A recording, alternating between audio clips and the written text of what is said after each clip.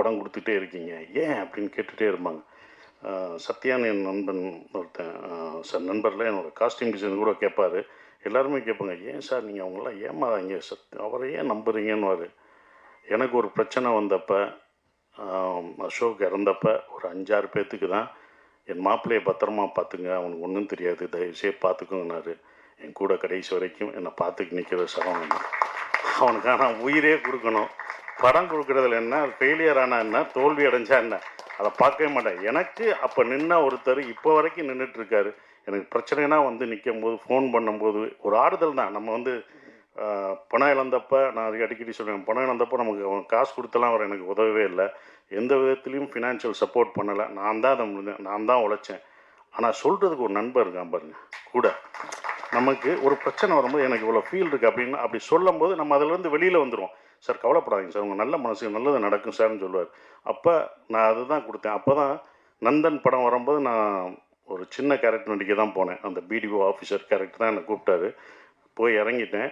பார்த்தேன், என்னங்க என்னென்னு ஷூட்டிங் நடக்காதுங்க என்னன்றது. ஆனால் அவர் தான் ப்ரொடியூசரு. இல்லை, எனக்கும் இதுக்கும் மனஸ்தாபம் வந்துருச்சு, ஹீரோவாக நடிக்கிறவருக்கும், அதனால் படம் பண்ணலை, கிளம்பணும். என்னங்க நீங்கள் இவ்வளோ பணம் போட்டுட்டு ஏங்க அப்படின்னேன். இப்போ என்ன பண்ணுறேன், சரி நான் ஹீரோவாக நடிக்கவான்னு கேட்டேன். நான் தான் அவர்கிட்ட கேட்டேன், அவரை நடிக்க வைக்கணும்னு கேட்கல. அவரை காப்பாற்றணும், போயிட்டு வர முடியாதுன்னு அந்த இடத்துல ஒரு தத்தளிச்சுட்டு ஒரு சூழ்நிலை இருக்கும்போது நான் நடிக்கிறேங்க அப்படின்னு சொல்லிட்டேன். ஆனால் அந்த கேரக்டர் எப்படி நடிக்கிறேன்னா நான் யோசிக்கவும் இல்லை, அவரும் யோசிக்கலை. இப்போ என்னென்னா, ஒரு 7 நாள் டைம் கொடுங்க, அது வரைக்கும் ஹீரோயின் வச்சு எடுத்துக்கிட்டே இருங்க, ஏதாவது எடுத்துகிட்டு இருக்கேன், நான் 7 நாள் நான் தயார்படுத்திட்டு வரேன். நான் தயார்படுத்தி என்னை கருப்பாக்கி நடித்து நடித்ததான் நந்தன்ற அந்த படம். அந்த படம் நடித்து எனக்கு வந்து அப்போ அவர் அவ்வளோவா அப்பையும் ரிலீஸ் பண்ண முடியாமல் தத்தளிச்சும் போதும் நாங்கள் அதை எப்படியாவது கொண்டு வரணும்ட்டு தேட்டருக்கு கொண்டு வந்து அது எனக்கு நல்ல பேர் வாங்கி கொடுத்தது. அவர் இன்னும் எனக்கு தப்பான இடத்துலாம் தள்ளி விட மாட்டார். நண்பன் என்றைக்கும் நம்மளை காப்பாற்ற தான் செய்வார். நல்ல பேர் வாங்கி கொடுத்தது.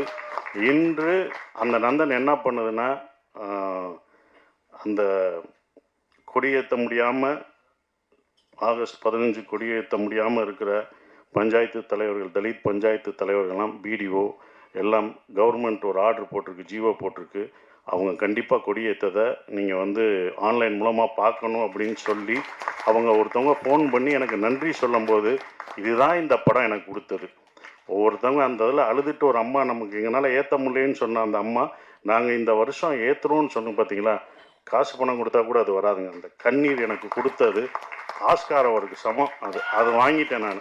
அதுதான் எனக்கு கிடைச்சது. அவங்க கொடியேற்றினாங்கல்ல, அதுதான் அந்த படம் செஞ்சுருக்கு. ஒரு படம் என்ன செய்யணுன்றது ஒன்று இருக்குது.